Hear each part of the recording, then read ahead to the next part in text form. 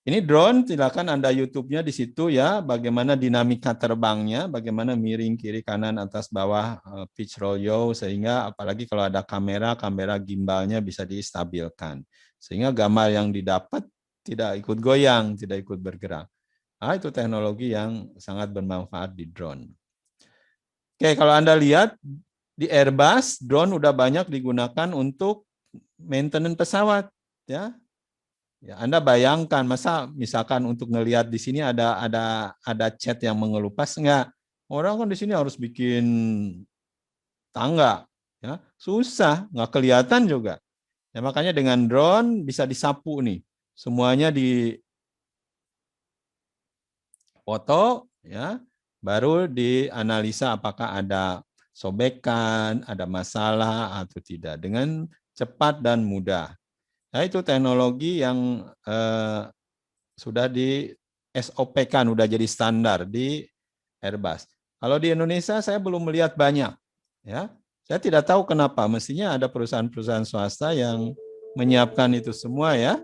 Ini perusahaannya, supaya punya bayangan.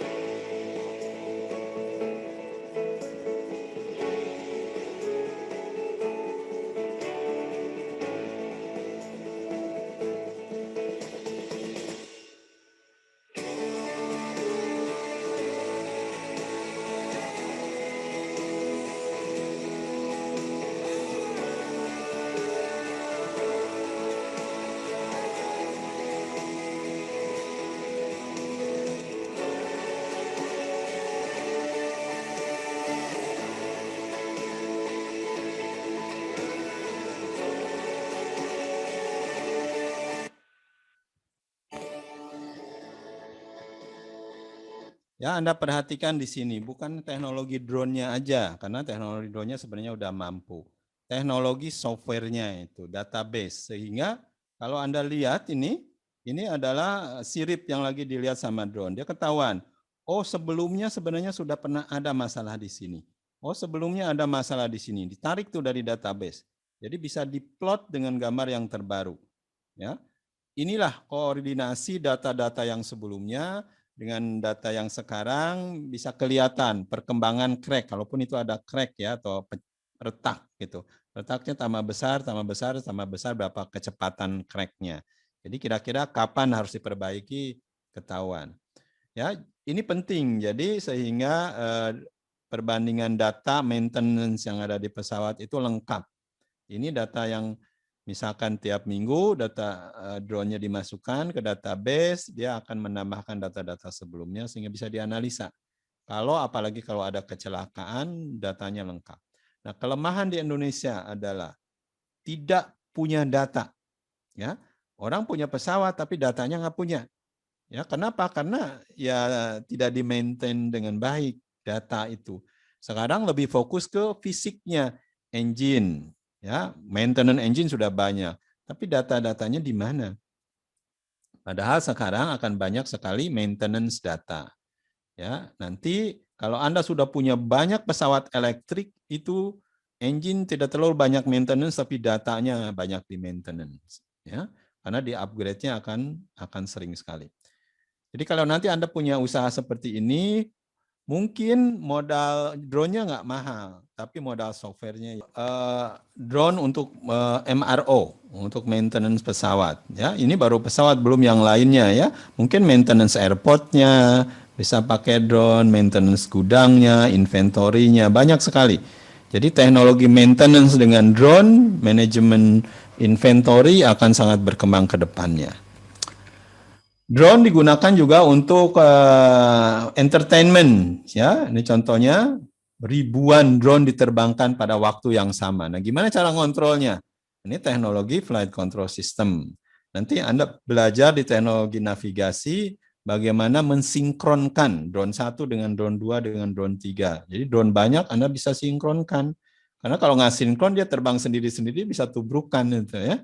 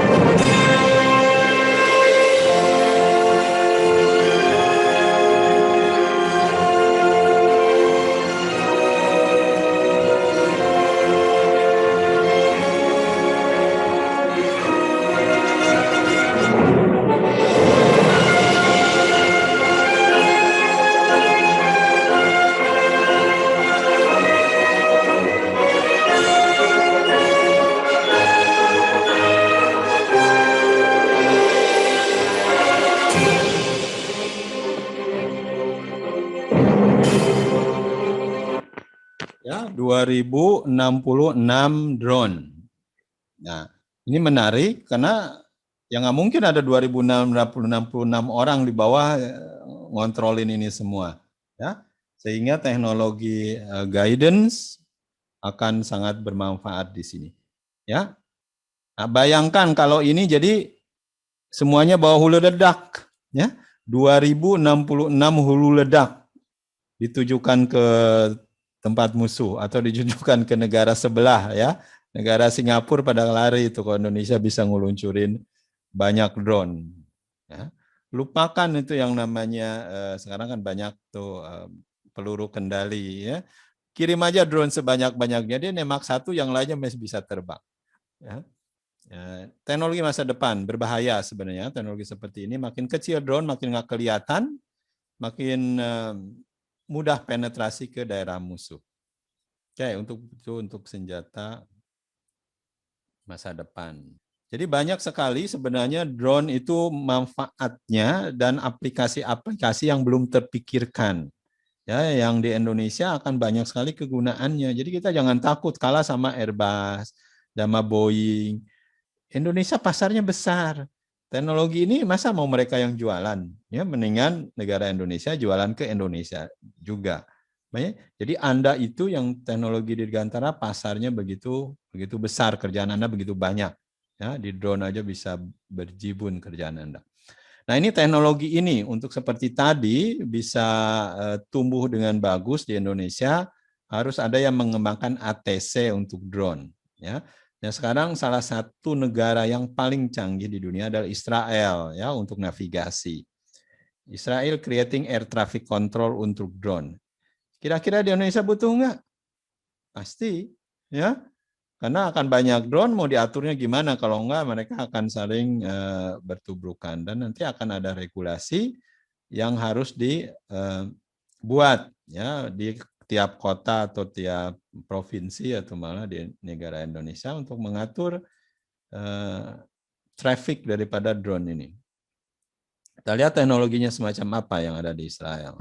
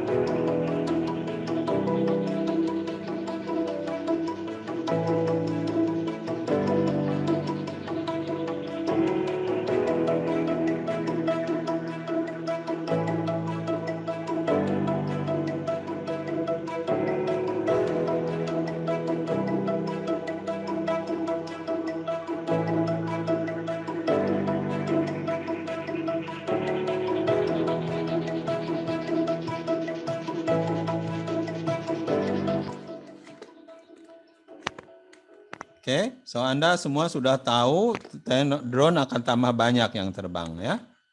Jadi kebanyakan orang terlalu fokus ke bikin drone-nya, ya bikin usaha itu ya bikin drone-nya. Enggak, ada satu yang paling penting, lebih penting mungkin dari drone-nya seperti tadi, ATC-nya. Ya, jadi diperlukan banyak perusahaan-perusahaan, ahli-ahli yang bisa mengatur drone pakai air traffic control ya, kayak di kota-kota sekarang sudah ada, polisi sudah punya tuh yang bisa CCTV melihat di semua jalan ya, mobil itu seberapa banyak, kemacetan terjadi di mana saja. Nah, dengan drone hal yang sama ya, jika diperlukan teknologi seperti itu. Air traffic control khusus buat drone. Ya, nah mudah-mudahan dari Anda bisa ada yang mempelajari itu lebih jauh. Ya. Teknologi komunikasi.